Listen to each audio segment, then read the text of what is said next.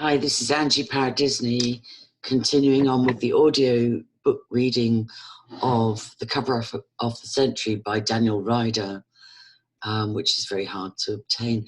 But actually somebody, even with the first reading I did, has commented that he has a copy and will be happy to share it. So that's great.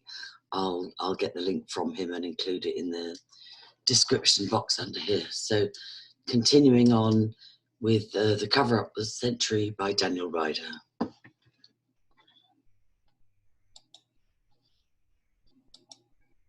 Cover up of the century. Chapter 3. Are the memories real? For years, satanic ritual abuse victims have been reporting variations of the same thing: ritual sexual abuse, torture, sacrifice. However, some are questioning whether childhood repressed memories of sexual abuse and ritual abuse are in fact valid. And debate has also risen about the validity of the phenomenon of quote-unquote recovered memories in general. Contention exists. People are merely making memories up to, for instance, get on Geraldo. Or perhaps they are acting out an unfounded malicious vendetta. Some also believe therapists are planting these, quote, memories in people's minds in order to pad their case loads and keep people in therapy longer. Or some say it's merely psychological, quote, quackery. FMSF. In fact, an advocacy group made up primarily of parents whose children have accused them of sexual abuse, ritual abuse, has started up and is proffering some of the latter allegations. Headquartered in Philadelphia, Pennsylvania, the False Memory Syndrome Foundation has taken to the airwaves, to the courtrooms, and so on, trying to disprove some of the, quote, alleged victim stories of abuse.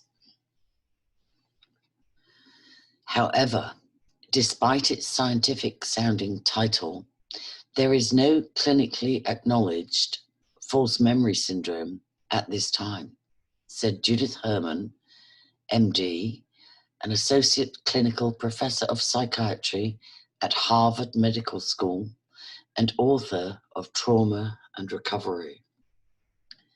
Quote, the very name FMSF is prejudicial and misleading, said Herman. There is no such syndrome, and we have no evidence that the reported memories are false. We know only that they are disputed. Besides accused parents, FMSF has been able to enlist some professionals to function as spokespeople to the media, to serve as, quote, expert trial witnesses, and so on. However, there are some apparent ironies that have surfaced in connection with the FMSF organization. The following is an excerpt from a February 29th, 1992 FMSF newsletter where the organization claims it is, quote, not in the business of representing paedophiles. We are a good-looking bunch of people, greying hair, well-dressed, healthy and smiling, and just about every person is someone you would likely find interesting and want to count as a friend. Part of this FMSF might be called into question given the following. According to a December 1995 Treating Abuse Today, Dr. Harold Mirsky, a member of the Scientific and Professional Advisory Board of FMSF, appeared as an expert witness in the civil trial of a Toronto doctor who had earlier admitted to paedophilia. Before the Discipline Committee of the College of Physicians and Surgeons of Ontario, Dr. Leo Pilo pled guilty to sexual abuse of young girls that had come to his practice between 1967 and 1988. Some of the allegations included manipulating the clitoris and nipples, sexual comments, using a vibrator inside the vagina, masturbating himself to orgasm.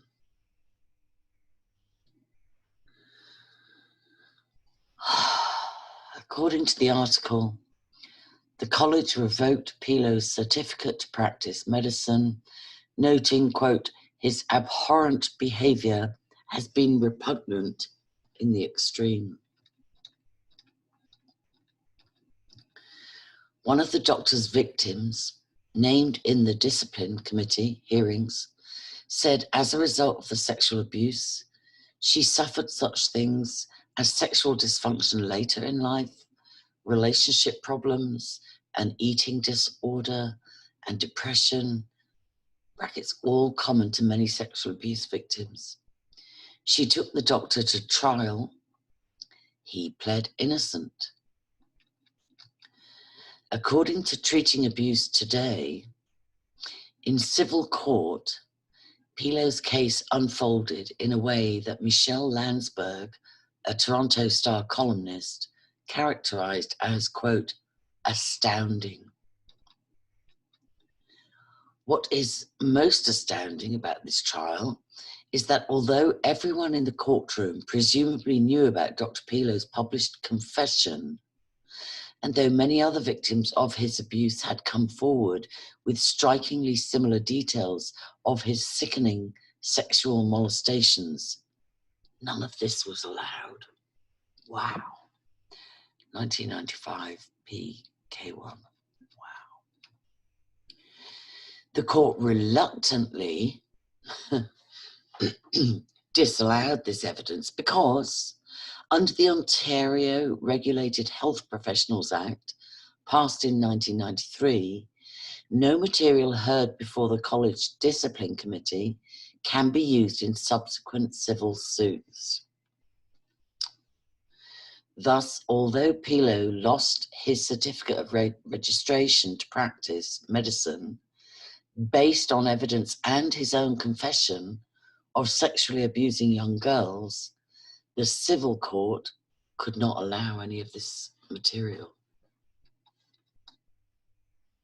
Mirsky, on the staff at the University of Western Ontario, London, Ontario, took the stand on Pilo's behalf.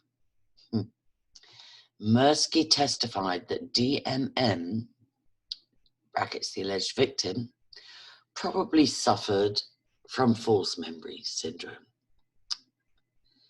He offered this diagnosis despite the overwhelming evidence against Pilo given by 5 complainants, and despite Pilo's own earlier admission of paedophilia. Mirsky reached his psychiatric diagnostic conclusions about DMM in absentia, without the benefit of any direct clinical examinations of her. And I have to just say this here, Mel V, formerly of CNN, and Karen Irving, formerly of Hoaxdead Research, made a video together trying to resurrect the validity of the false memory syndrome. Unbelievable. Trying to resurrect that old chestnut of these are fake recovered memories. They're caused by a wicked mother or a wicked stepfather or a wicked social worker or a wicked therapist or a wicked truther, campaigner. Justice Anna Pawley, now retired, very young, possibly living in Israel, also accused anybody who looked into the Hampstead case of being evil perverts for believing the children. Sorry for that. I'll try and continue without interruption. Wow. In a November 25th, 1995, interesting as well, I just have to say this, Karen Irving is a Canadian national, ex-Canadian psychotherapist involved with the, the native children and possibly the covering up of their testimonies, and ex-social worker, and hand in glove with other people in the professions who specialize in adoption. I'm going to be quiet now. In a November 25th, 1995 Toronto Star, columnist Michelle Landsberg writes of the case, quote, "So why does Dr. Pilo now reverse his plea? Perhaps because he suffers from false memory syndrome." The following is another apparent disparity in regard to the FMSF claim about not being in the business of representing paedophiles. Ralph Underwager was one of the leading spokespeople for the FMSF. He lectured across the country on false memory syndrome, was a, quote, expert in numerous alleged abuse trials, and was repeatedly quoted in the media. Underwager was Underwager, these names, I swear to God. Underwager was also quoted in the Journal of Pedophilia, published in Amsterdam, January 15th, 1993. The following is one of his quotes. Quote, "Pedophiles can boldly and courageously affirm what they choose. They can say what they want is to find the best way to love. I'm also a theologian, and as a theologian, I believe it's God's will that there be a closeness and intimacy, unity of flesh between people. Pedophilia is an acceptable expression of God's will for love and unity among human beings." How disgusting. Underwager goes on to say, "The solution that I'm suggesting is that pedophiles or pedophilia become much more positive. They should directly attack the concept, the image, the picture of the pedophile as an evil, wicked, and a reprehensible exploiter of children."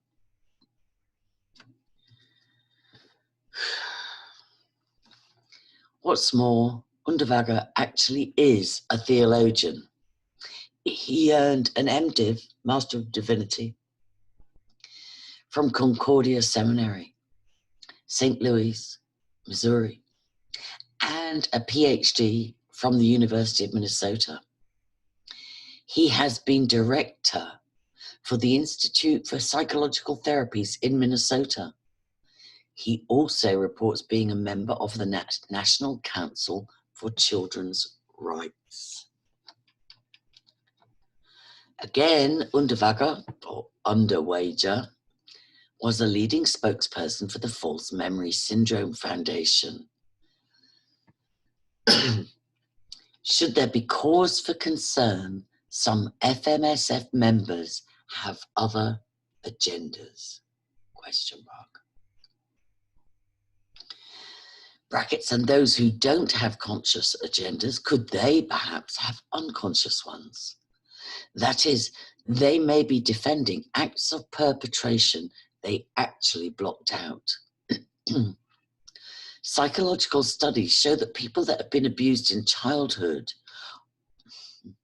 often become perpetrators themselves as parents, whether that's verbal, physical, sexual, or ritual abuse.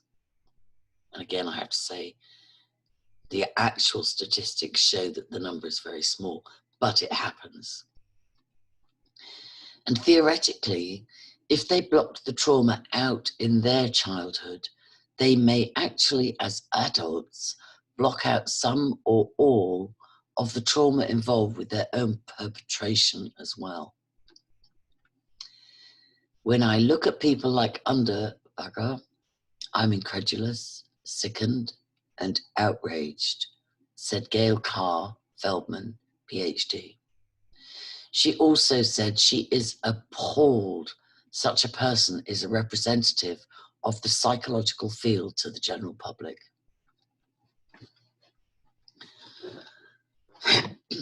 Feldman works with both sexual abuse and ritual abuse victims in Albuquerque, New Mexico.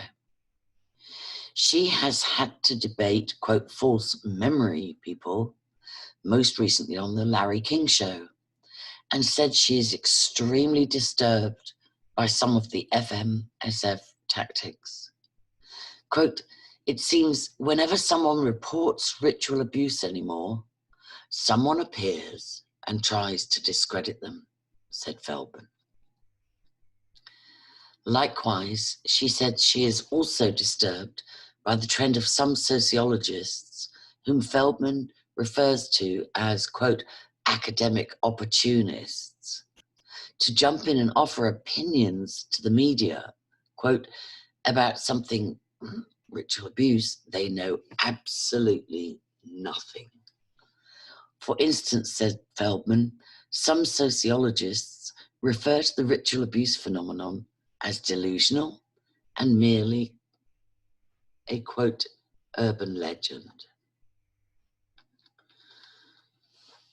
Urban legends. In the book, The Choking Doberman and Other New Urban Legends, J.H. Brunvand explains urban legends as, quote, small tales, often first told as a hoax or a joke, spread by gossip, and retold as true by those who actually believe the story to be true. The honest, earnest, emotionally congruent telling of these tales by the naive believer gives them the ultimate persuasive power. In a chapter for the book Out of Darkness, Dr. George Greaves, PhD, prominent lecturer and adjunct professor of psychology at Georgia State University, gives an example of an urban legend. An urban legend I have heard in various forms since childhood centers on New York children of take vacations in Florida with their parents. There might be a typo there. New York children who take vacations in Florida with their parents. While there, their parents purchase cute little baby alligators. Having no real place to keep alligators in their New York apartments, or tiring of having to care for them, the children would, so the story goes, dispose of them by flushing them down the toilet, where they subsequently wound up in the city sewers. In this warm, damp environment, the alligators naturally flourished and grew into enormous and dangerous creatures that leave the sewers at night, pushing up manhole covers in search of pet dogs and cats, and yes, even young children to eat. Later, Greaves cites a personal correspondence of Bronvand's written in 1990, in which the author related reports of ritual abuse survivors seemed to him to be very different from urban legends in several particulars. For instance, 1, they are told as either first-person victim accounts or as first-person eyewitness accounts. 2, they are told not only as true, but with often terrifying emotion. 3, the reporters of these stories often provide some sort of proof of what they are saying, such as scars on their bodies. 4, they tell not one, but many such stories. 5, the stories they tell, though ghastly in nature, do not circulate in the general culture in the detail in which they are told. 6, these stories are not brief. A single story may take from 1 to many hours to tell. And 7, unlike urban legends, there is no measure of fun or delight in them. There is no punchline, no gotcha outcome. One never laughs in these stories or takes any form of delight in hearing them. No, one doesn't. Fitchburg, Massachusetts, UPI. The alleged leader of a devil worship cult was found guilty of first-degree murder Friday in the ritual killing of a young Fall River, Massachusetts prostitute last year. Carl Drew, 26, stood pale and expressionless as the verdict was announced. He was immediately sentenced to life imprisonment by Superior Court Judge Francis W. Keating. Miss Marsden was allegedly killed, mutilated, and beheaded by Drew and 2 others in a blood-soaked nighttime ritual in a wooded area because she wanted to leave the cult. Legislation. This verdict came March 13th, 1981 in Massachusetts. That state must not be going for the, quote, urban legend explanation much at all. In fact, in 1993, House Bill 1689, to prohibit certain ritualistic acts was introduced. Part of this bill reads, whoever commits any of the following acts upon, with, or in the presence of a child under 18 or under shall be punished by imprisonment. A, actually commits or simulates the killing of, or tortures, mutilates, or sacrifices any animal or human being. B, forces the ingestion, injects, or in any way applies the use of a narcotic drug, hallucinogen, or anesthetic, or mind-altering substance for the purpose of dulling sensitivity, cognition, resistance, memory, or to distort perception of any criminal or unlawful activity. That's huge. That's huge. Drugging for child abuse.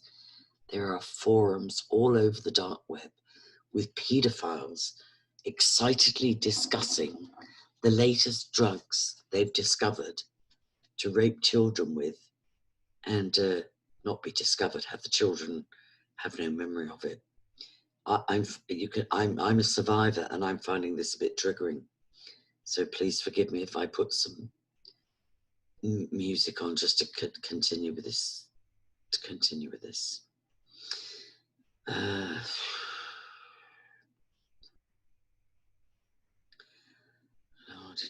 Talk amongst yourselves.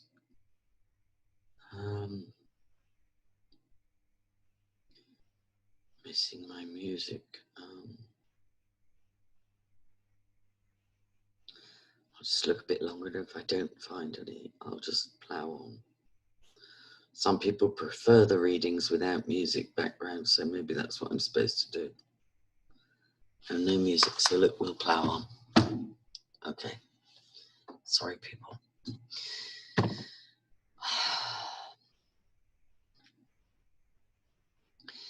C, in any way forces the ingestion of or external application of human or animal urine, feces, blood, body parts, body secretions, drugs, or chemicals. D, forces or entices the child to have sexual contact with another human or animal during a ritual ceremony or rite or other related observance. E, places a child in a coffin or grave. F, in any way threatens the child with death or serious harm to the child's parents, family, friends, or pets. G, unlawfully dismembers, mutilates, or incinerates a human corpse. H, forces the child to be placed in areas in which the child will come close to or in contact with human body parts.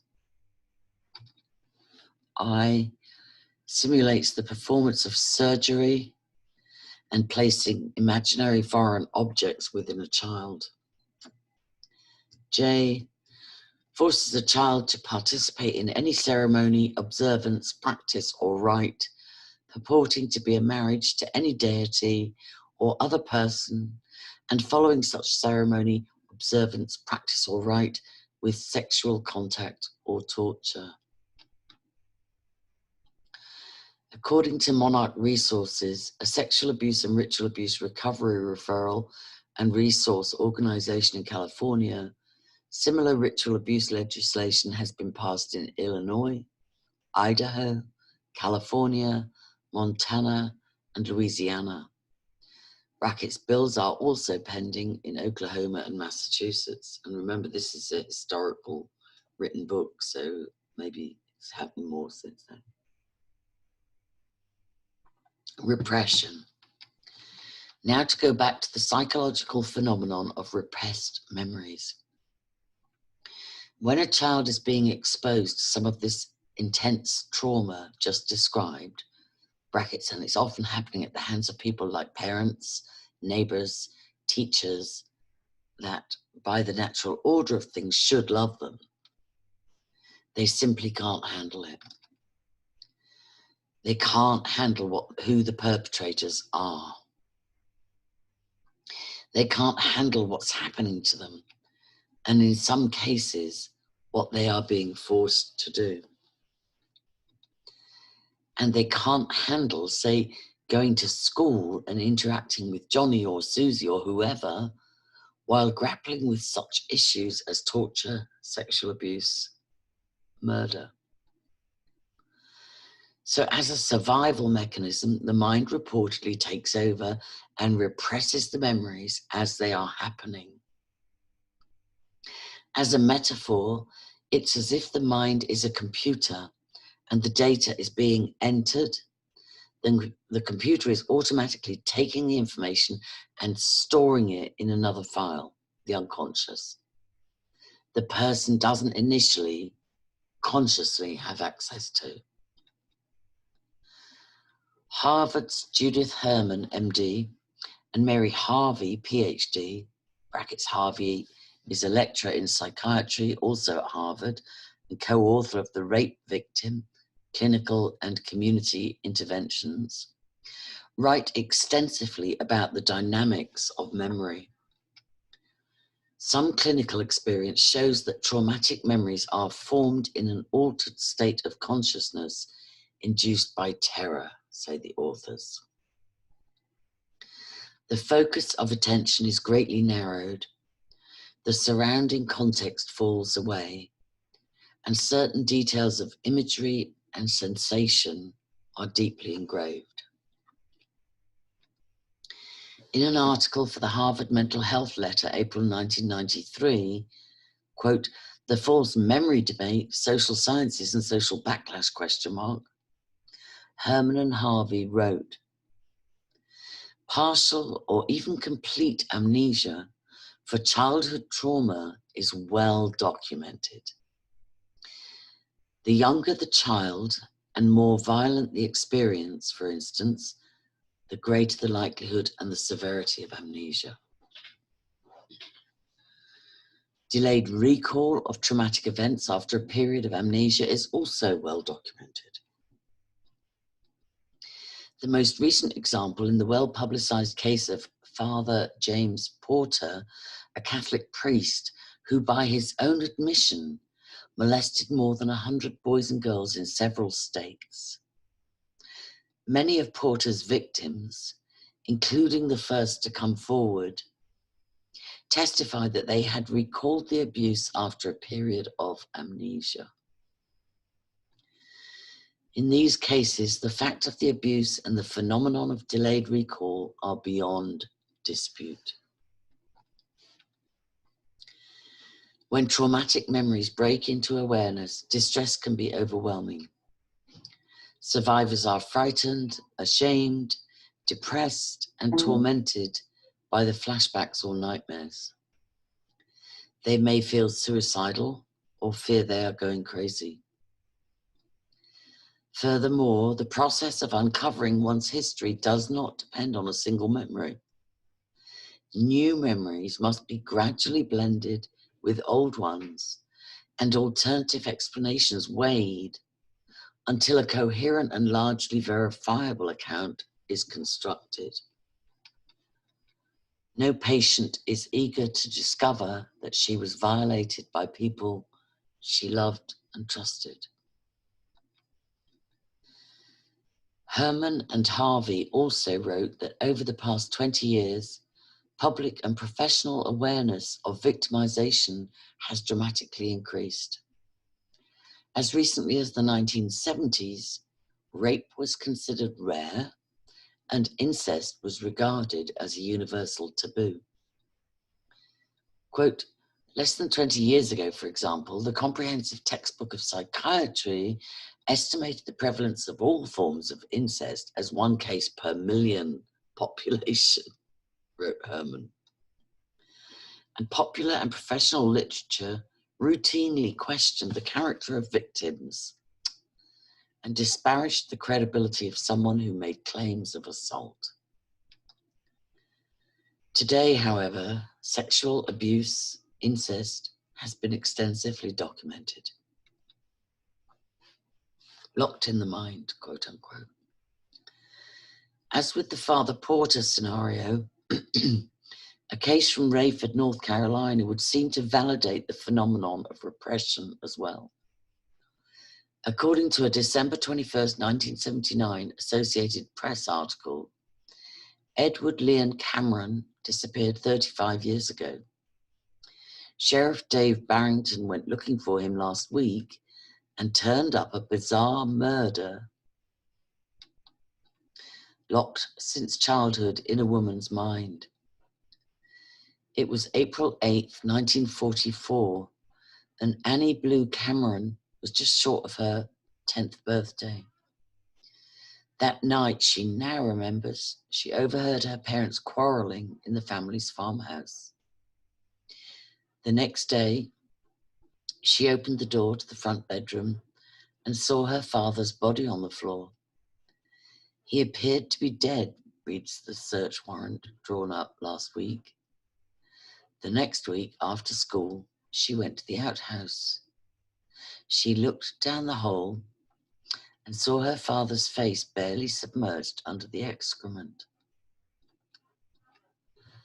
While in therapy 35 years later, the repressed memories of this series of events surfaced, and the daughter went to law enforcement.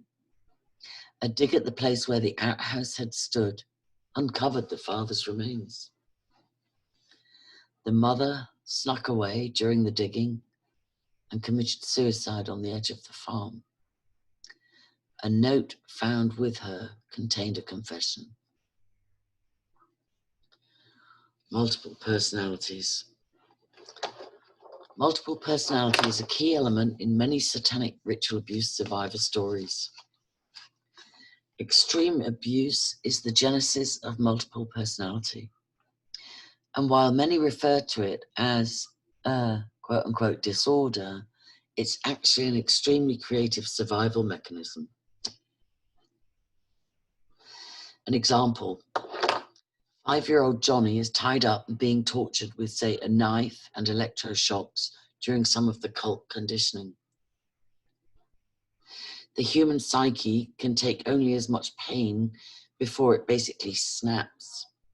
And when it snaps, it will throw the person into convulsive hysterics or a chronic catatonic state, or any number of other conditions which could cost your life during a cult ceremony or make you useless to the cult in general.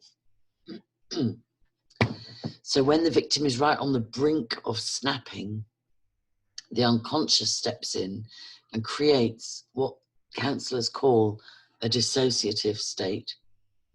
That is, the victim does exactly what the word says. He, she doesn't associate consciously with the trauma or pain anymore. She goes into a sort of numb, trance-like state. In this state, the unconscious will create another personality to handle the next wave of abuse. Say, in Johnny's case, the unconscious creates a Rambo persona to deal with the next couple of hours of torture. And when, quote, Rambo is on the verge of losing it, yet another personality is created, and so on. However, the personalities just don't go away when the particular wave of trauma ends. They stay as part of the person's system to step in again as needed in the future. Each personality has its own memories and specific functions. For instance, sexual alters, brackets alter personalities, will be created to help a victim get through a cult orgy. An ultra-meticulous altar will be created in order to remember and carry out each facet of a particular ritual ceremony. Brackets, one mistake could mean death, and so on. Later in life, however, the personalities can at times get to be a problem. For instance, at the first sign of any type of threat, even benign, as an adult, John's Rambo persona comes up automatically and becomes, say, abrasive, overbearing, totally inappropriate for the situation.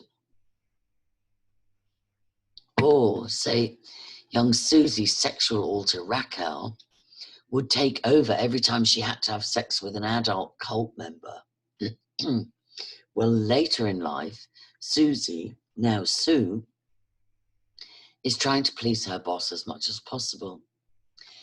And when he starts to, quote, come on to her sexually, even though it's against Sue's moralistic beliefs and better judgment, Raquel forces her way up, takes what's called executive control of the system, and has sex with her boss. Brackets, before the multiplicity is diagnosed, these switches are often merely looked at as extreme mood swings, Jekyll and Hyde personalities and the like. Sometimes the host, core personality, John or Sue, will be conscious. That is, they will be able to see everything that's going on as if watching a movie, but have little control over it. Other times, they actually will lose blocks of time while the altar is up, not remembering anything of what happened. Brackets, somewhat like an alcoholic who functions in a blackout but doesn't remember any of it.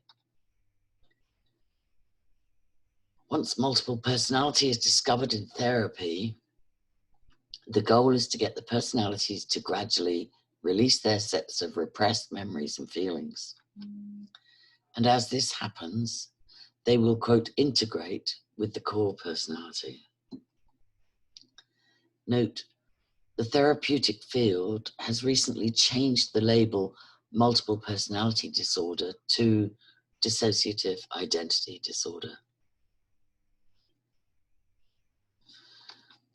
Cult-created personalities. In the more sophisticated satanic cults, what we are graphically learning is that they also understand the process of dissociation and creating of alter personalities. In fact, apparently all too well. I have that diagnosis, by the way.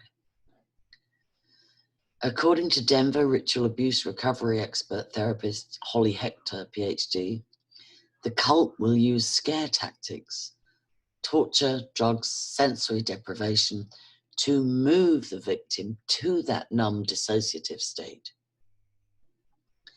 Once there, a cult programmer will call up a new alter personality, name him or her, and give the personality an assignment.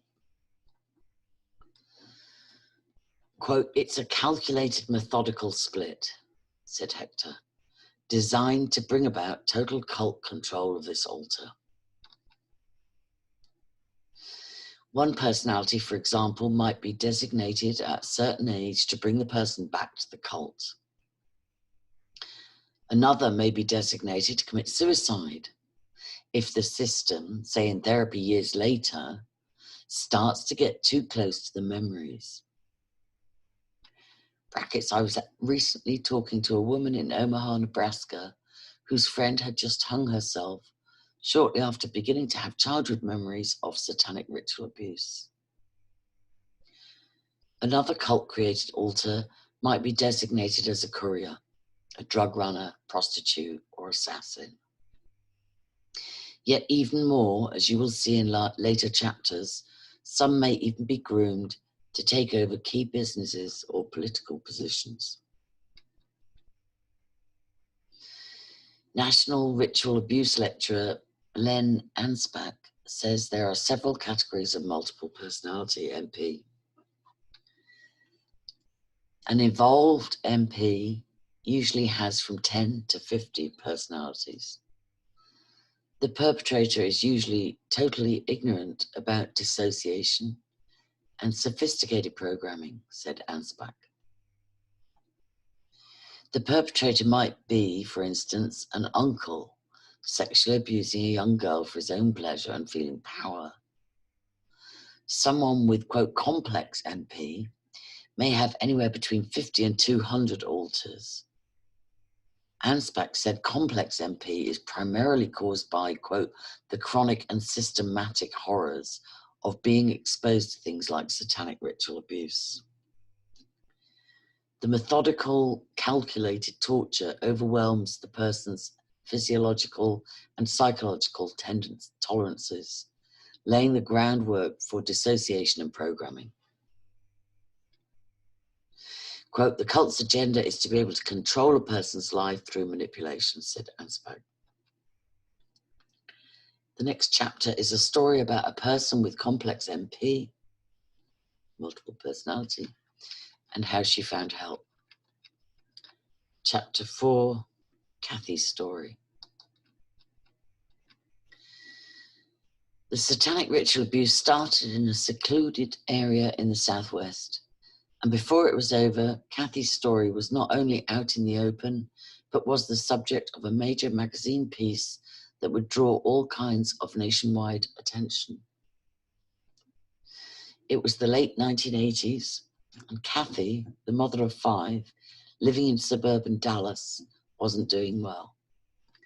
She was experiencing chronic depression, severe panic attacks, sometimes around her parents who lived the next block over, and lately she was experiencing strong thoughts of suicide. She checked into a psychiatric unit finally to stabilize. After the hospital, she began weekly therapy. One of the first things she told the counselor, quote, I have virtually no memories of my childhood. However, the therapist stayed primarily cognitive. That is, he mainly focused on, quote, here and now circumstances and tried merely to promote behavioral changes to help Kathy. For instance, if you're depressed, simply do things to pull yourself out without exploring and working through the deeper cause of the depression if there is one. The therapy in this case would suggest positive thoughts, exercise and volunteer work to pull someone out of depression. Sometimes this works. Sometimes this works short term. That is, it's like pulling a weed out by the top. If you don't get to the roots, it keeps growing back. In Kathy's first year of therapy, the depression kept coming back. The thoughts of suicide persisted. The panic around her parents hadn't dissipated. She switched therapists. The new therapist was skilled in regression work, and Kathy started to tentatively move into her past. The memories came on 3 levels: pictures, feelings, and body memories. As with visual memories, it also appears the unconscious has the ability to store long repressed body sensations. Kathy would have memories of her father sodomizing her as a child. With the memories would come severe rectal pain at times, almost as if she were experiencing the abuse in the moment. What's more, at times, fingerprints and bruises would spontaneously appear on the insides of Kathy's arms and legs. Quote, she would have a memory, then the stigmata would appear on places where she would have been pressed to the floor during a rape. Kathy's husband, Matthew, who witnessed this, said, quote, this really helped me see what my wife was remembering was grounded in reality. Note, for cult survivors, body memories come in all kinds. Inexplicable pain, bruises, the spontaneous appearance of a rash in the form of an upside-down cross, 3 sixes, or any number of satanic symbols that may have been lightly traced into a survivor's body, for instance, as part of the past torture. The memories of sexual abuse and some ritual abuse were now coming steadily for Kathy, as were years of repressed traumatic feelings. She remembered as a small child, for instance, her mother partially inserting a small knife into her vagina during one of the ceremonies. The blood was then smeared over her body as the cult told her she was Satan's, quote, sacrificial lamb. Brackets, as is the case with most ritual abuse survivors, going through this painful purging process, the initial, quote, presenting problems concurrently were starting to dissipate. Kathy's thoughts of suicide, the chronic depression, the paranoia were starting to lessen. A short way into the memories, Kathy and Matthew confronted the parents. They then took the issue to the Christian church they had all been attending. An investigative committee was formed, and the church elders eventually asked the father to step down as deacon. Kathy said one of the precipitating factors was during the investigation, an uncle came forward with information about an extramarital affair her father had had. On the outside, said Kathy, her parents had looked like, quote, the perfect little Christian couple. Besides church work, they were involved with the International Bible Study Fellowship. They would also continue to dole out money and other favors to the family. And as the abuse allegations spread through the family, said Kathy, her parents started an active campaign to enlist the emotional support of as many other family members as possible. During all of this, Kathy read the book People of the Lie by author psychotherapist Scott Peck, MD. The book is an explanation of human evil. And one of Peck's many main premises is people who are predominantly evil often spin a web or facade of looking good to mask the evil. What's more, those that are evil become extremely narcissistic, only worry about themselves. And that, said Kathy, seemed to perhaps be the case with her parents. Instead of slowing to talk with their daughter, her therapist, and so on, to explore, quote, why their daughter at one point was in overwhelming pain and next near death in a psychiatric unit, said Kathy, they instead were frantically rushing around to the rest of the family, trying to keep their reputation intact. Note, another possibility in Kathy's parents' case, as is the case with many possible perpetrators, is, again, they, like the victims, block out the memories of their acts. According to psychiatrist Robert Rockwell, in the spring 1994 Journal of Psychohistory, quote, It's not surprising that people accused of sexual abuse sincerely believe their innocence, since perpetrators of abuse are usually themselves victims of abuse and are often dissociative.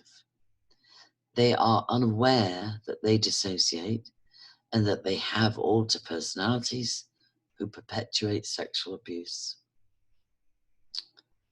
Also, shortly after Kathy's parents had been accused, the False Memory Syndrome Foundation was organised. Early on, one of the foundation, quote, experts was invited to give a couple of talks in churches in the Dallas area.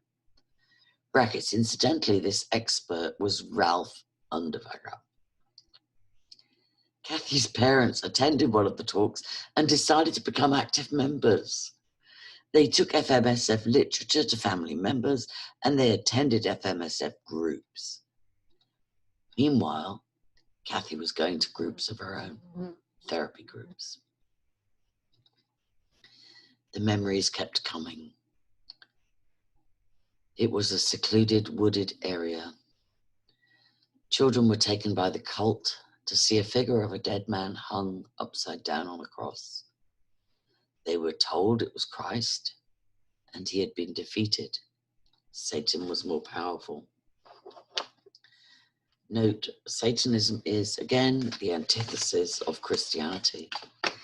It creates an almost insatiable quest for personal power. Self-indulgence is the norm.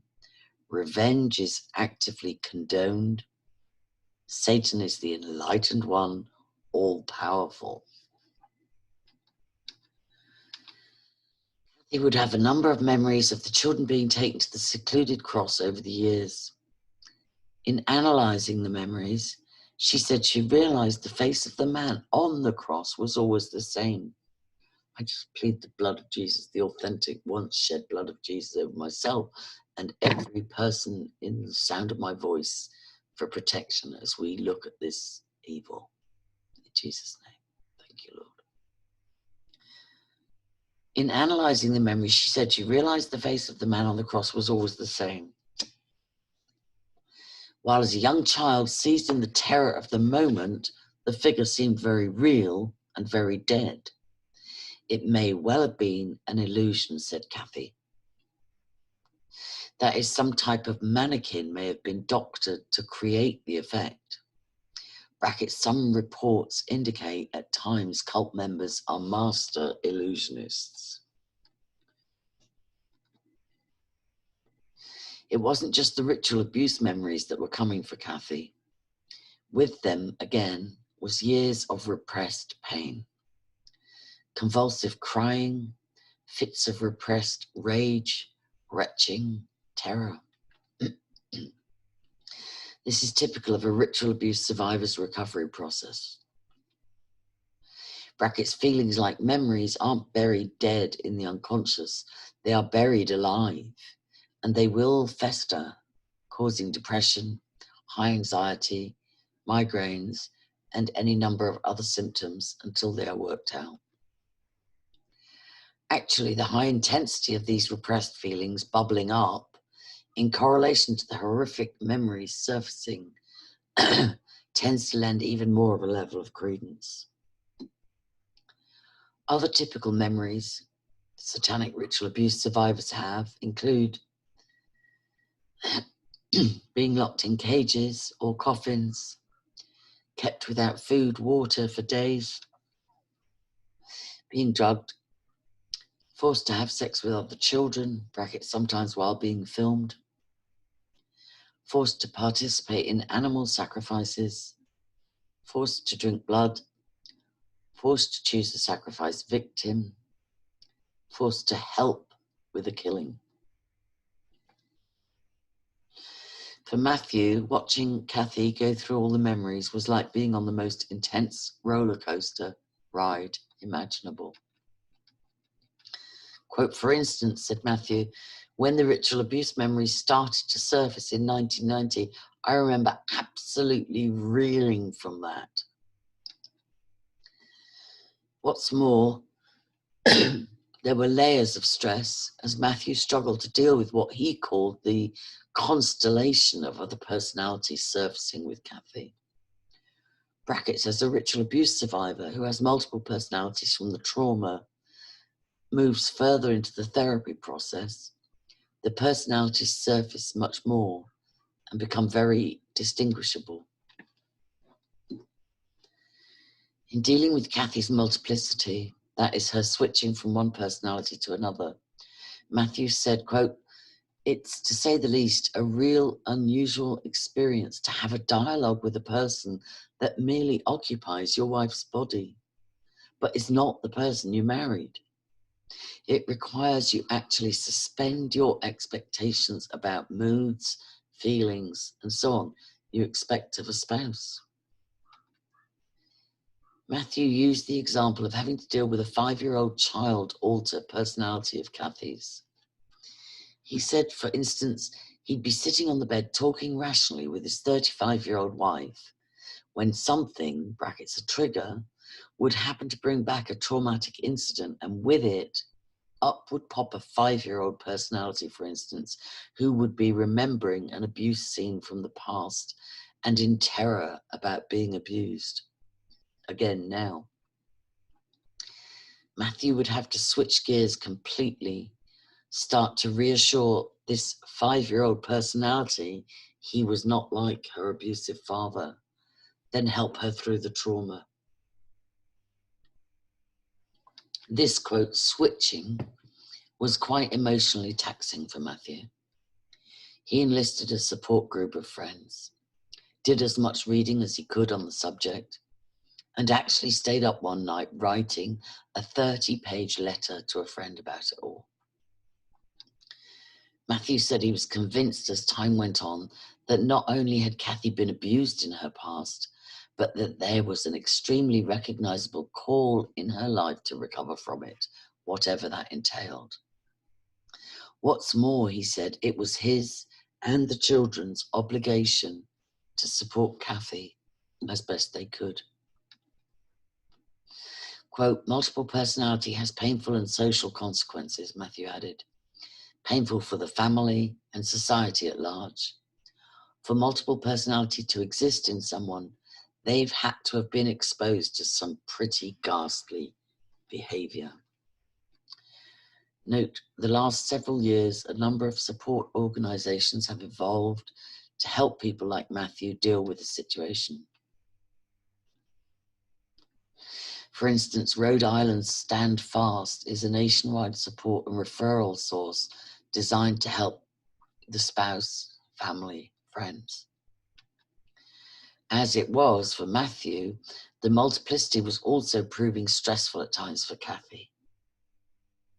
Once Kathy accepted she was multiple, as is the case again with many MPs, the personalities felt more at liberty to come to the surface, express themselves more freely, and so on. This meant at times Kathy had to work overtime trying to keep her system in check. What's more, she had to learn to listen and attend to each personality's needs. And she also had to learn to deal with cult-allegiant personalities that were programmed to sabotage the recovery. For Kathy, the process was quite taxing and even more complex. In addition to the precipitating depression and suicide problems before recovery, throughout her life, Kathy had been plagued with codependency characteristics in the extreme. Like most ritual abuse survivors, she experienced unmet potential in relationships and work. She was extremely compulsive. She had an overdeveloped sense of responsibility. She was extremely self-critical. She suffered low self-esteem, had difficulty with intimacy. However, as Kathy recovered the memories, the repressed feelings, and began to reprogram herself, her self-esteem became much stronger. She said she was able to let down barriers and become more intimate with her family and friends. She was able to be much more assertive with people and with decisions. She could ease up on herself. She became a much better parent. A, quote, warped sense of God was starting to change. The recovery was all the payoff she needed, said Kathy. Not a Sally, Jesse, Raphael spot. Not intentionally carrying out a vendetta against her parents. She said she in no way relished having to separate from them. And she didn't do it for the money. Even the Mother Jones magazine piece that carried part of her story yielded no payment. She just wanted the story told. Maybe it would help someone else. The memory debate. On the November 15th, 1993, Jane Whitney talk show, False Memory Syndrome Foundation Advisory Board member Dr. Richard Offshee said dealing with repressed memories in therapy was simply the latest, quote, quackery coming out of the mental health industry. In addition, he said, quote, no one who studies human memory, there's nothing in the scientific literature, there's nothing in human history that tells this is possible. Brackets, that is apparently blocking out the whole elongated series of traumatic events, then recovering them later, close brackets. In a segment on the Cavalcade Productions video, False Prophets of the False Memory Syndrome, a brief film clip showed Offshee saying, during one of his talks, quote, the world scientific community knows that these are not memories. In actuality, not all the world scientific community would agree. Later, on the Cavalcade tape, Harvard Medical School's Dr. Bessel van der Kolk said the nature of repressed traumatic memory recall includes not only flashback pictures, but a person feeling, behaving, and reacting as if the incident was happening in the moment. Quote, what you see in traumatic memory is that people have implicit or sensory motor effects, feeling states, images, bodily sensations that are related to a specific incident, said van der Kolk. Dr. van der Kolk echoed Judith Herman in saying there was currently no clinically recognized category as false memory syndrome. Discover magazine's May 1994 edition also looked at some of the issues around the false memory debate. Writers Manoush Kandel and Eric Campbell looked at it from a psychological and biological perspective. Quote, most clinical psychologists believe that children can learn to block memories as a survival mechanism. If physical escape from their tormentors is impossible, psychological escape may become crucial. The Kandels cite a study done by Judith Herman in 1987. Most of a study group of sexually abused women reported delayed recall after a period of either partial or complete amnesia, and 75% obtained independent corroborating evidence of abuse. Wow.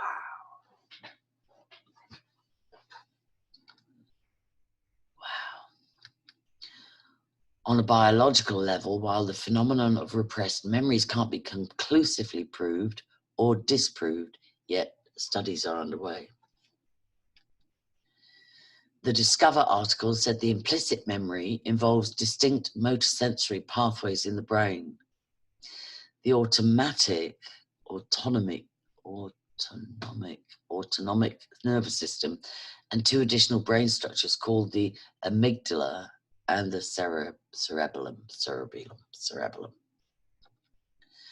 According to the article, quote, some survivors of abuse described their recovered memories as qualitatively different from other memories.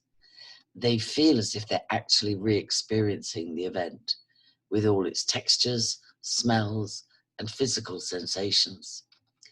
This parallels the intensity of flashbacks experienced by combat veterans. The article also notes Harvard's Stephen Koslin found that the brain area involved in perceiving an image and storing it as a memory is also involved in imagining that image.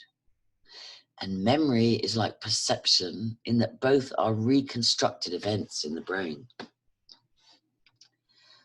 Dr. van der Kolk said the implicit memories, brackets pictures coming with feeling and body sensations of abuse, will often come in segments where a therapeutic patient sometimes can't make a whole story out of it yet. So at times, a survivor may use some imagination to, quote, knit together the segments so it makes more sense to them at that particular time in the recovery process. This can lead to a natural measure of distortion at times, but it doesn't take away from the validity of the solid implicit memories coming back. Quote, what you see in a flashback before you've had a chance to talk about it, that is to be trusted, said Dr. van der Kolk. It's also important to see there are, along the motor pathways Dr. van der Kolk alludes to, distinct biomechanics that go into the formation of memory. A recent New York Times article included an interview with Harvard University neuroscientist Dr. Alan Hobson.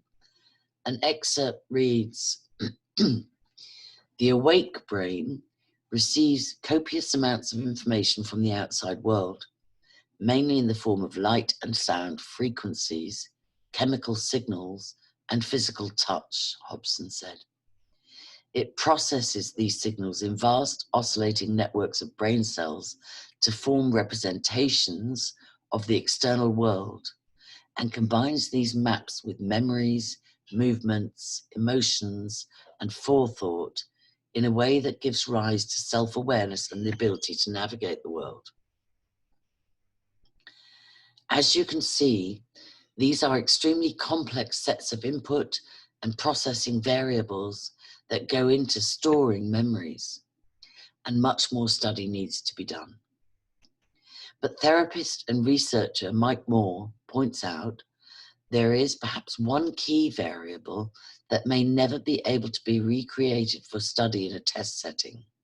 Quote, you can't replicate in any experimental lab what it's like to be repeatedly traumatized by your primary caregiver, mum or dad, in a child's developmental years. Note, some acknowledge while, say, Vietnam veterans may block out some of the horrendous war atrocities they've experienced, they don't block them out or forget they were in Vietnam altogether. They use this argument to say, why then should satanic cult survivors, for instance, be any different? That is, why would they block all the memories out and not remember they were even in the cult at all? Actually, there are a number of possible reasons. For one, the satanic cult victim is trying to absorb the almost unimaginable psychic trauma of mum, dad, other relatives, neighbors shooting at them, so to speak. Two, there's often no one safe to tell. And because you're a child, you're still reliant on the home, the only one you have, for physical survival. Three, no one threatens to kill you if you talk about Vietnam. And it is, in essence, socially acceptable to talk about war. While it's reinforced often if you talk about the cult, you'll end up like, say, the 4 murdered defectors in Salida, California. And it hasn't been exactly socially acceptable to talk about the ritual abuse in too many circles so far.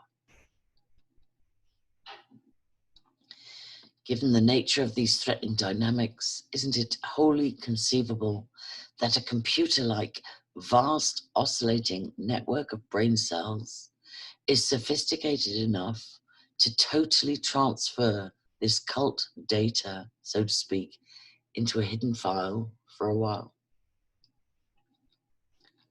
Media distortion. On January the 7th, 1993, the ABC show Prime Time devoted one of the segments to the phenomenon of satanic ritual abuse. Jay Shadler interviewed people reporting having been exposed to satanic ritual abuse, therapists who work with them, a therapist that disputes the phenomenon, several patients reporting that they had been duped by therapists into believing they had been victims of satanic ritual abuse. And at one point, toward the end of the segment, an interview was shown where Shadler interviewed a mother and father in Texas who'd been accused by their daughter of sexually abusing her during satanic rituals. This segment began as a camera panned in on the couple sitting at a piano in the house singing a church song. As the parents are singing, the voice of Primetime's reporter Shadler comes in.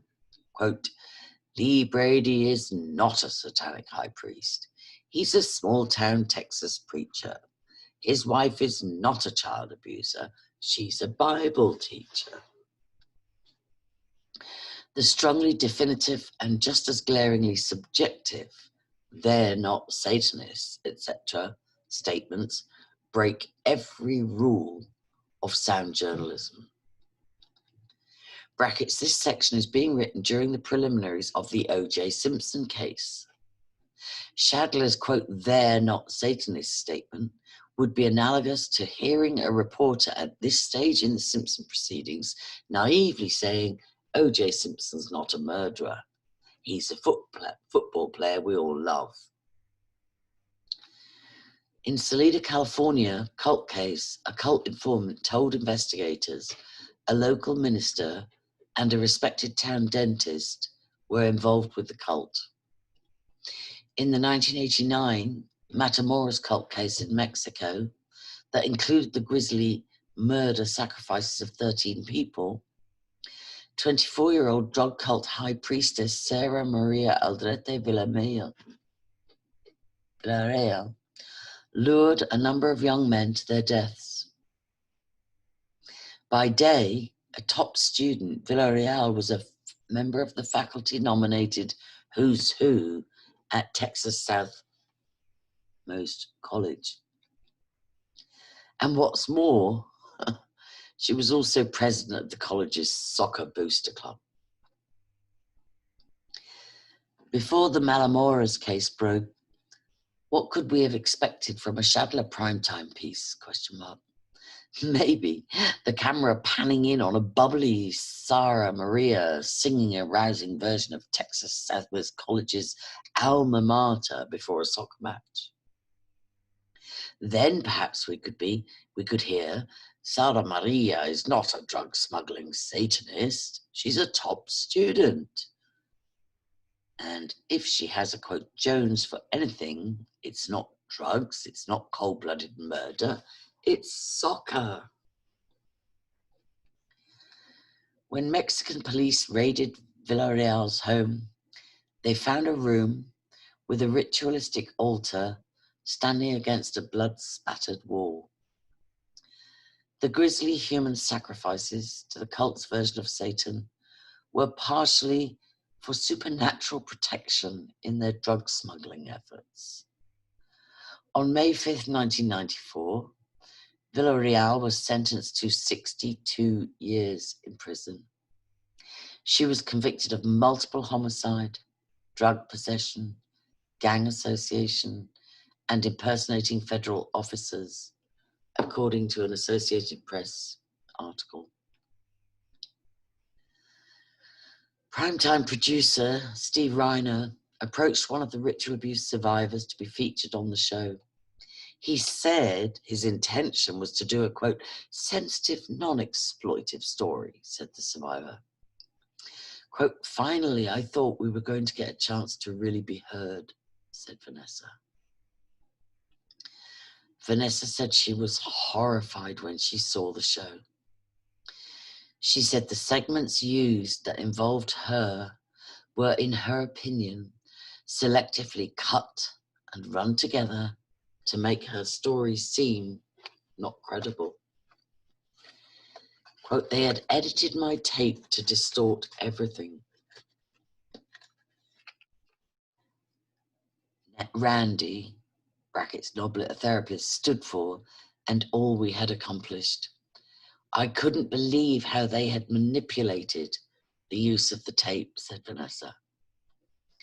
What's more, she said she continually emphasized that her sister was having the same ritual abuse memories, but that was never mentioned. Outraged, Vanessa called reporter Jay Shadler the day after the story ran. I trusted you guys, she said. That was your first mistake, she says, Shadler replied. Vanessa went to the library, got some information on lawsuits, and sued ABC on her own. They offered to settle with her out of court, she said. While the prime time piece, by any measure of legitimate journalism standards, was anything but serious reporting, brackets more like slanted information at best, the tragic thing is probably millions of people uninitiated to the subject bought Shadler's assessment at face value. Just as many probably bought the following story at face value as well. Kathy's story, the media. We go back to quote Kathy's story. A writer for Mother Jones, Ethan Waters, did initial interviews with Kathy's parents, then Kathy and Matthew. In a follow-up interview, Matthew said Waters asked him, do you really believe the stories about satanic ritual abuse your wife is telling? Matthew answered he did. Then Matthew said Waters responded incredulously, if you believe that, you believe people are abducted by aliens as well. The first 8/10 of the Mother Jones piece was even-handed. Both sides were represented quite fairly. Then came the twist, or rather, spin. During the interviews, Matthews told Waters their daughter Sarah had spent a lot of time at Kathy's parents' house in her early years. At age 7, Sarah started having pronounced emotional problems. Waters' article picks up. For help, the family again turned to the therapy community. They chose a child therapist who evaluated Sarah for several weeks. Quote, I'm 90% convinced, the therapist proclaimed at the end of the evaluation period, quote, that your daughter has been sexually abused. I asked, by whom? Matthew remembers. Quote, we don't know yet, said the therapist. It took another 9 months of coaxing for Sarah to tell her own story of being sexually assaulted by her grandparents. Quote, they made me watch dirty movies and take showers with them, she claimed. They said they would cut my arm off if I told. That reporting, except for the word coaxing, brackets Waters never interviewed the therapist, would have been close, except that the paragraph that preceded this last section read as follows. Preceded, I imagine that means. Quote, with her mother routinely suicidal and her father working all the time, Sarah must have found home to be an unhappy place, and worst of all, she was no longer able to visit the one sanctuary she knew from the pain in her life. Brackets Waters never even interviewed Sarah. In Sarah's mind, her grandparents had been slowly transformed into monsters.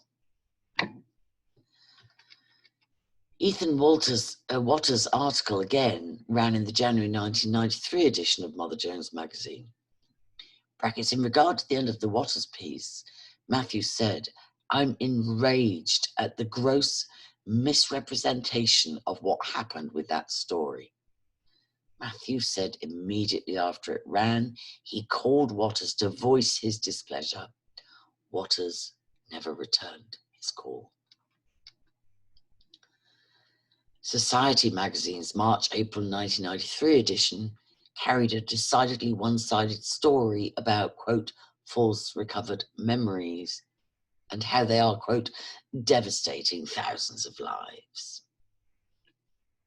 The title was, quote, Making Monsters. The authors of Making Monsters were False Memory Syndrome Foundation Advisory Board member Richard Ofshie and Ethan Waters. A footnote at the end of the article states, quote, the article authors are currently working on a book about false memories epidemic and its implications for the mental health professions in America. I contacted Waters to get his response to some of this. He said he first started working on this subject in connection with the 1991 Mother Jones piece he did around, quote, Olympia Washington Paul Ingram case involving claims of sexual and satanic ritual abuse. And while Waters claims he hadn't contracted to do the Society magazine piece or the book with Ofshie prior to the 1993 Mother Jones piece, he admitted he definitely had a point of view going into writing of that article, which he said he believes magazines allow for much more than newspapers. Waters said his, quote, point of view going into Kathy's story was that it was a typical representative case scenario of false memories. Note, Kathy said had been represented to her by Waters at the outset was he was just trying to be objective. Kathy said what had been represented to her by Waters at the outset was he was just trying to be objective. She said she never would have agreed to do the story if Waters had been upfront with her about the slant he was taking. What's more, quote, I felt a lot of rage as well about the things he wrote about my daughter that were simply not true. Waters acknowledged he never interviewed her daughter. Waters said Ofshie and his book will be out in October 1994. The title, Making Monsters, the subheading, False Memories, Psychoheresy, and Sexual Hysteria. Note, a little later, the same night of my interview with Waters, CNN News 7/25/94 reported that in Riverside, New York, court proceedings had just concluded around the case of John Esposito. The report said Esposito had kidnapped a 10-year-old girl and held her hostage in a minuscule underground dungeon cell, the size of perhaps 2 small closets, where he was reported to have repeatedly raped the young girl. As Esposito stood before the bench prior to his sentencing, he told the judge, I'm not a monster. The rest of Kathy's story. The whole story about Matthew's and Kathy's daughter Sarah did not appear in the Mother Jones article. And it seems only fair the parents had a chance to really tell their unabridged side of the story. As mentioned earlier, Matthew and Kathy lived right around the corner from Kathy's parents. And in the early years, Sarah would spend a lot of time at her grandparents' home. There were 4 other children, but the grandparents spent by far the most time with Sarah. Quote, when I look back, said Matthew, it was as if they were culling her from the flock. Matthew admits also at this time he was a workaholic, for which he's now in recovery. And Kathy was experiencing a lot of pronounced mood switching, as part of the scars from her own abuse. So there was tension in the home. However, Matthew adamantly maintains there was no sexual abuse. On May the 20th, 1989, Kathy was admitted to a psychiatric hospital just before memories of sexual abuse, ritual abuse, reportedly at the hands of her parents, began to surface. Note, it's often the case just prior to these types of extreme memories surfacing that a ritual abuse survivor or a war veteran will decompensate. That is, as the horrific memories are nearing the surface, all types of internal alarms, defenses, and so on will collide almost out of control in the unconscious for a time, throwing the person into crisis. This will sometimes result in the need for a supervised setting to help get the survivor through this acute and dangerous period. While Kathy hadn't had the memories yet, she did have a strong premonition. Just before Matthew left the hospital that day in May, Kathy implored, "Please don't leave the children with my parents." Shortly thereafter, Kathy started having the memories. And while the parents didn't allow the children over to the grandparents anymore, after the memories started, Matthew said he hadn't told Sarah any of the specifics of the heinous nature of the abuse her mother was remembering. Quote, "She was too young to hear all that," said Matthew. During that summer, Kathy's parents met with Matthew's parents, protesting it wasn't fair they couldn't see the grandchildren. Matthew's parents reported Kathy's parents said specifically they really wanted to see Sarah more than any of the others because they'd established such a good rapport with her. In November of that same year, Sarah started experiencing pronounced behavioral problems and was starting to have suicidal thoughts as well. Quote, "We called her school and told them we had a child in trouble," said Matthew. A therapist was recommended. After a 5-session evaluation period, said Matthew, because of some of Sarah's behavioral patterns, lack of emotional effect, and so on, because Matthew and Sarah had been inexplicably acting out sexually with adults, dancing in a sexually explicit manner. Oh no, Matthew said Sarah had been inexplicably acting out sexually with adults, dancing in a sexually explicit manner. Quote, "Sometimes she was acting almost like a little Lolita," said Matthew. The therapist told Kathy and Matthew, "I've been in the therapy field for 20 years, and based on what I'm seeing, I'm pretty sure your child has been sexually abused." But the therapist also said a bit more that day, Matthew recalled. He said she informed him the laws in Texas required her to say that if she discovered it was Matthew that sexually abused Sarah, she would turn the information over to the authorities. And the result might well be that Sarah would be taken out of the home and he would be sent to jail. Matthew told her to go ahead with the therapy. 6 months later, the memories started to surface. And the first reportings of the sexual abuse memories didn't even come in a therapy office or the child's home.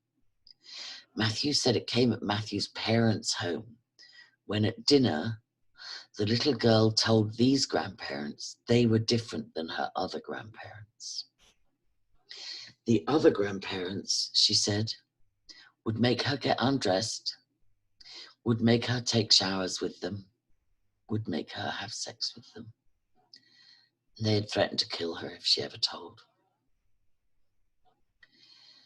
Matthew said Sarah then told a school counsellor, then a teacher, and the last people she told were Matthew and Kathy. Her reason, Matthew said, "I don't want Mummy to cry and go back to the hospital again."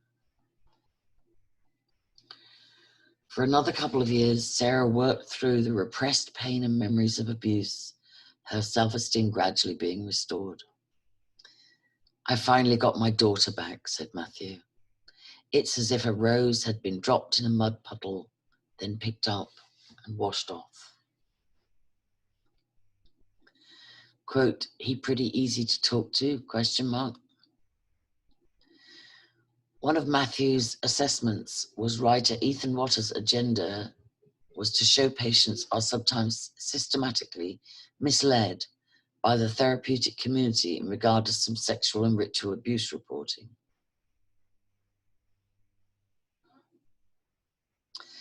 Shadler's primetime piece, alluded to earlier, for instance, featured therapist Randy Noblet, who is the president of the International Council on Cultism and Ritual Trauma. Prior to the on-camera interview, Shadler attended a professional lecture by Noblet, then spent another several hours being briefed on any number of ritual abuse dynamics, including information on multiple personalities in connection with extreme trauma. Note, one dynamic, for instance, is if a child is being forced by cult members to help torture, kill, or cannibalize, they need a harsh, impervious alter personality to carry out what they are naturally almost incapable of doing and are actually horrified by. Because there's no physical way out, the unconscious will take over and create such a personality for survival's sake. Sometimes these personalities will have demon names, even the name Satan. There are any number of other reasons for these types of personalities as well. Noblet allowed Primetime to film a counseling session in which one of the alter personalities that came up in a woman survivor was named Satan. Shadler addresses the following question to Noblet. Shadler, you even called up Satan? Noblet, yes. Shadler, facetiously, he'd pretty easy to talk to. Noblet, referring to the alter personality, Vanessa's Satan seemed to be pretty easy guy to talk to. The scene switches. Shadler is now addressing a, quote, false memory advocate spokesperson. Shadler, I hate to be so blunt about it, but some of these therapists may be sicker than their patients. Randy Noblet, PhD, graduated cum laude, undergraduate, from North Texas State University, has taught graduate courses in abnormal and neuropsychology for Vanderbilt University, was a clinical psychologist for the US Air Force, and now works in private practice, specializing in post-traumatic stress afflictions, multiple personality, substance abuse, dependency. He has counseled many patients reporting ritual abuse. Much of this wasn't mentioned during the primetime interview. I have interviewed a significant number of therapists around the country who work with people who report being SRA survivors. And it is my assessment so far that a majority are professional, dedicated people who are extending themselves way beyond the therapeutic call of duty, if you will, to help. For example, a significant number of cult ritual abuse patients are barely getting by in life, emotionally and financially. And many therapists I've talked to have incorporated sliding fee scales where they treat these people sometimes for next to nothing. What's more, because some of the alter personalities are programmed to act out violently against the host person, therapist, or anyone else getting close to the cult's secrets, therapists are doing this work at tangible risk to themselves. Brackets, I've interviewed a number of therapists that have been attacked in various ways during sessions. Noblet, for instance, reports he has found weapons on several of his patients, and his office actually now uses a metal detector. And therapists aren't just worried about retaliation from their parents' alter personalities. The following is a quite telling passage from the spring 1994 Journal of Psychohistory, edited by Lloyd DeMause. This particular journal was devoted to satanic ritual abuse, sadistic ritual abuse.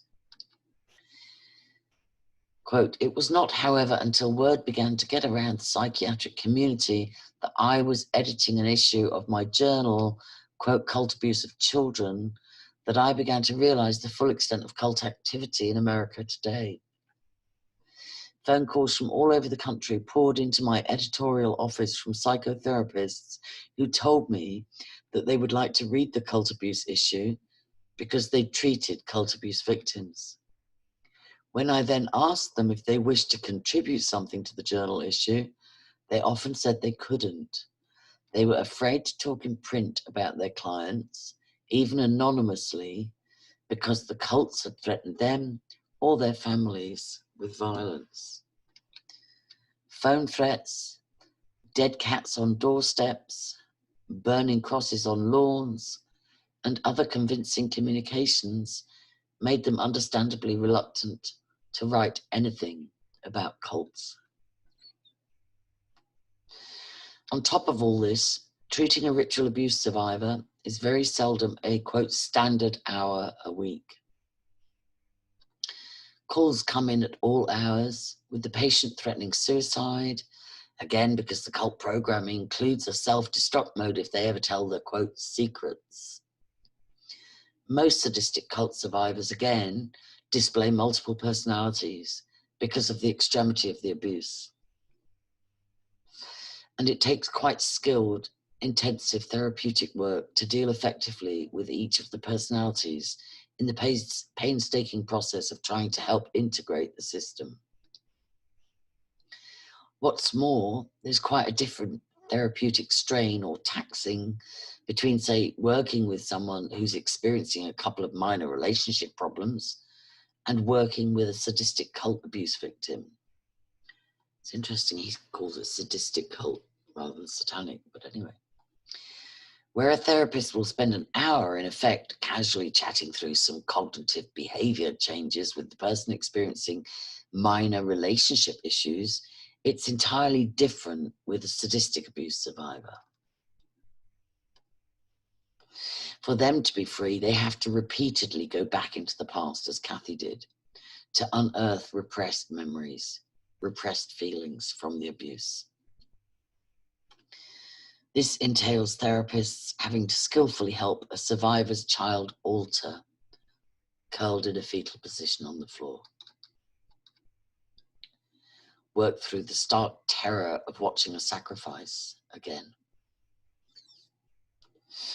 Or is a therapist trying desperately to encourage the emoting of a survivor's repressed rage as the patient storms around the office, beating a rubberized bat and screaming until they virtually lose their voice?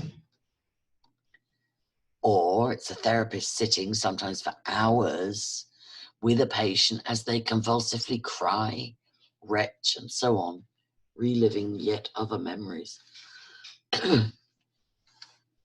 It is a therapist in their office at midnight, their hands on the survivor's shoulder as the rage, the convulsive crying, the retching has turned into an exhausted whimper. And it's these therapists, with a tear in their eye now, who sit dazed long after the patient has left. The primetime piece, quote, poignantly ended at night with a camera pulling back from a lighted upstairs window. Mr. Grady, with a longing in his voice, explains every night they leave the light on for their daughter to come home.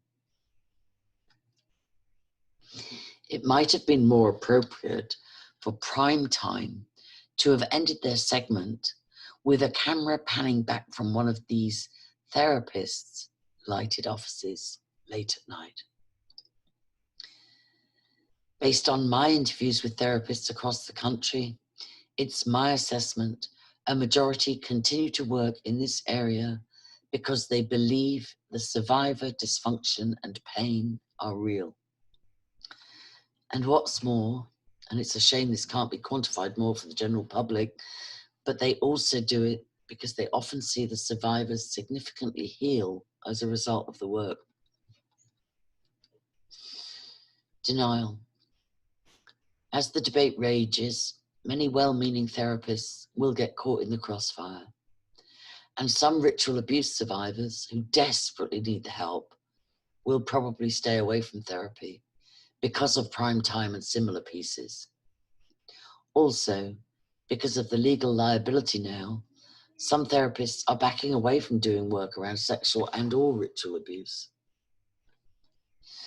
One therapist recently told me he fears at some point sexual abuse and/or ritual abuse survivors will hear from other therapists, sorry, your memories are just too unreliable. We can't explore those issues. So the survivor then lives out the rest of his or her life, continually hurting, damaged, and steeped in old dysfunctional patterns. When I refer to legal liability for therapists, I'm referring to people that have been in therapy for a while and start to have, say, sexual ritual abuse memories and then drop out of therapy. They then sometimes turn around and sue the therapist for malpractice, claiming, quote, false memories were implanted. I'm a licensed counsellor and have also been in my own therapy and other recovery groups for quite some time. I've seen people in all stages of recovery. And people who have been in recovery for a while sometimes get to some pretty traumatic repressed memories, repressed feelings, and they back out because of the pain. And what's more, they go back into denial. You see it quite often in codependency recovery, sexual abuse recovery, ritual abuse recovery. And for some, part of going back into denial starts to include vocal indictments. All this codependency stuff, for instance, is just psychobabble, or these memories of cult orgies, whatever, were just planted in their mind. Quote, my parents are great people. Brackets, accepting the reality of the abuse may also precipitate the reality of having to separate from the abusive parents, which is also, for some, too painful. In some of these circumstances, the therapist is then blamed. The 12-step programs are then looked at as inherently flawed, and so on. Yet this is sometimes someone who has gone back into denial because they're afraid of the pain. And in order to further con themselves into thinking they're right, they lash out at the therapist, these recovery groups, etc. Quote, making meaning. At one point in the primetime piece during a therapy session, Randy Noblet was conducting. It appears he may have gotten to leading with a couple of questions. This occasionally happens with the most well-meaning of therapists. It's a new complex field. Therapists are working overtime getting new training, experimenting with new methods to help. And as the mind may occasionally suggest detail to fill in the blanks around the solid flashbacks, to prematurely complete the abuse storyboard, a therapist might occasionally be too presumptuous. It's a mistake that happens at times. But to use one, quote, apparent mistake to invalidate a whole series of survivor flashbacks, or for that matter, the whole issue, is needlessly polarizing. Clinicians Karen Olio and William Connell, who refute many of Richard Ofshie and Ethan Waters' arguments, say there should be a middle ground in looking at these issues.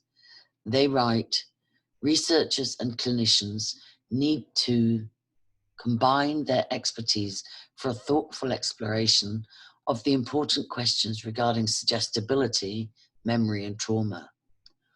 Ofshie, Waters, and others who advocate a simplistic extremist view do a disservice to everyone by polarizing and obscuring these issues. All too often, these concerns are co-opted by a political movement whose objective appears to be the climate of disbelief in survivors' story, the creation of a climate of disbelief in survivors' stories, rather than a thoughtful exploration of memory function. This excerpt was taken from the book Making Meaning, Not Monsters. I think I'll leave it there for now. I'll come back to chapter 5 in the next video. I apologize for being a bit triggered, but I find this helpful as well. And I would encourage survivors watching this. Hopefully therapists and investigators will watch it, but for survivors watching it, I would just encourage you to know that every disclosure and re-examination of these painful issues, memories, flashbacks, is a journey closer to full healing. And also to say that with multiple personality disorder or dissociative identity disorder, it's not always the best outcome to completely integrate. Some sufferers are happy to maybe reduce down to 3 or 4 alters and cohabit with them, and just maybe explain to somebody later on in your journey of healing to say, look, if I'm stressed or triggered, I may inexplicably become very angry, or I may cry and act very childlike, or I may